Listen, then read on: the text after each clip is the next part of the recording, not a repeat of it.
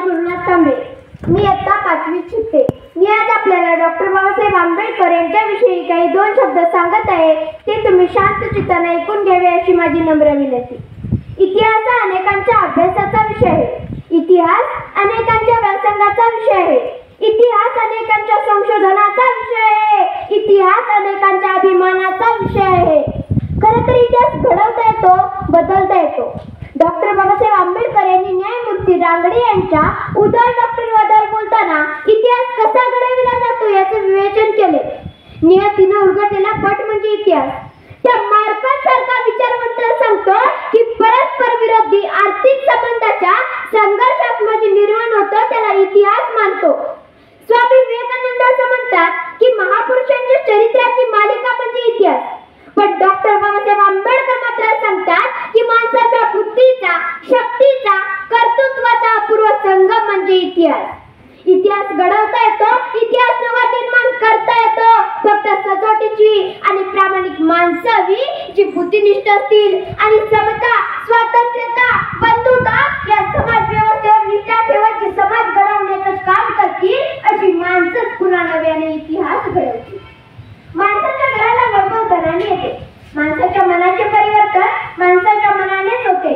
माणसाची परीक्षा माणसाच्या गुणांनी होते आणि माणसाची किंमत पैशांनी होत नाही तर ती त्याच्या ज्ञानाने होते.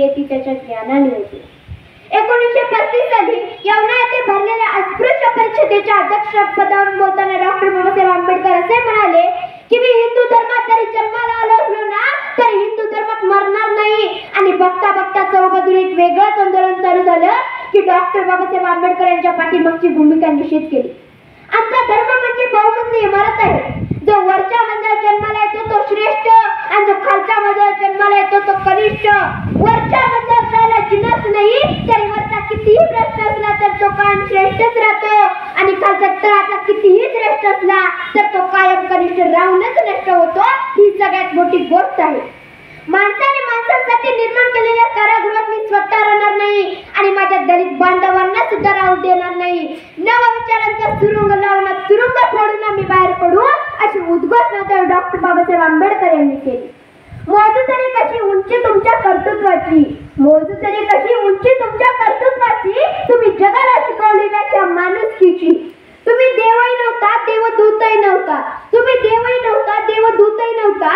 तुम्ही माणसातल्या माणुसकीची पूजा करणारे खरे महामानव होतात, खरे महामानव होतात.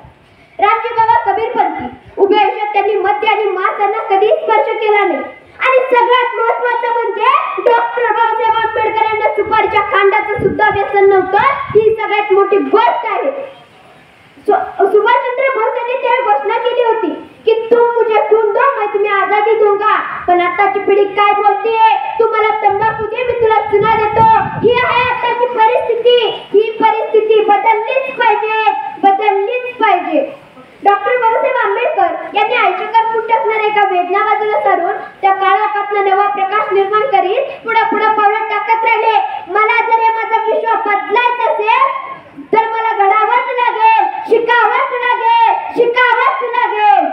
अन्न तर होतं पण भाकर देणारा एकच होता. अन्न तर होतं पण भाकर देणारा एकच होता. पाणी तर होते पण पाजणारा एकच होता. अरे मेलो असतो मी गुलामी करून, अरे मेलो असतो मी गुलामी करून, पण जीवाला जीवाचं दान देणारा माझा भीमच होता, माझा भीमच होता. आमच्या अलीकडची मुलं सांगतात काय शिकला नाही? आमची परिस्थिती नव्हती हो. पण तसं काहीच नाही, कारण परिस्थिती माणसाला घडवतही नाही आणि परिस्थिती माणसाला बिघडवतही नाही. माणूसच परिस्थिती घडवतो आणि माणूसच परिस्थिती बिघडवतो. ही वस्तुस्थिती आहे. डॉक्टर बाबासाहेब आंबेडकर यांची कुठं होती परिस्थिती? तर ते शिकले ना. बाबासाहेबांच्या वडील ते अध्यादेश होते का करोडपती होते. साधी पुस्तकं विकत घेता येत नव्हती त्यांना.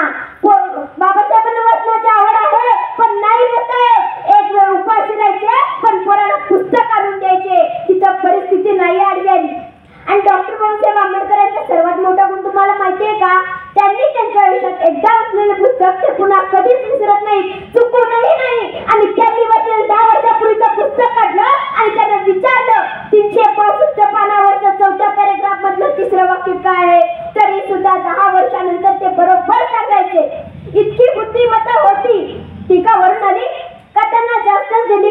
नाही, बाबासाहेब म्हणतात की मी स्वतः कमावली. कशी कमावली? माझ्या परिस्थितीतून कमावली. माझ्या वडिलांची स्थिती अशी नव्हती की मी पुस्तकं विकत घ्यावी. जेव्हा एखादं पुस्तक माझ्या हातात पडायचं त्यावेळी मला असं वाटायचं की हे पुस्तक आत्ता हातात पडलंय, उद्या आयुष्यात कधी मिळेल की नाही माहिती नाही. त्यामुळे आत्ता कसं वाचू की पुन्हा आयुष्यात कधी वाचायची गरजच पडता कामा नये. याला म्हणतात परिस्थितीवर मात करणं. स्वप्न बघावी पण मिटल्या डोळ्यांनी नाही, उघड्या डोळ्यांनी स्वप्न बघावी. कारण मिटल्या डोळ्यांनी बघितलेली स्वप्न सकाळी गायब होतात आणि उघड्या डोळ्यांनी बघितलेली स्वप्न झोपही गायब करतात. खूप वेळ झाला पण मी मृणाली गुरुनाथकमे या व्यासपीठाची रजा देते आणि शेवटी जाता जाता एवढंच म्हणते, एक तरफ अम्बेडकर के खिलाफ सारी दुनिया थी, एक तरफ अम्बेडकर के खिलाफ सारी दुनिया थी और धर्म के नाम पर चलने वाली एक गद्दारी थी.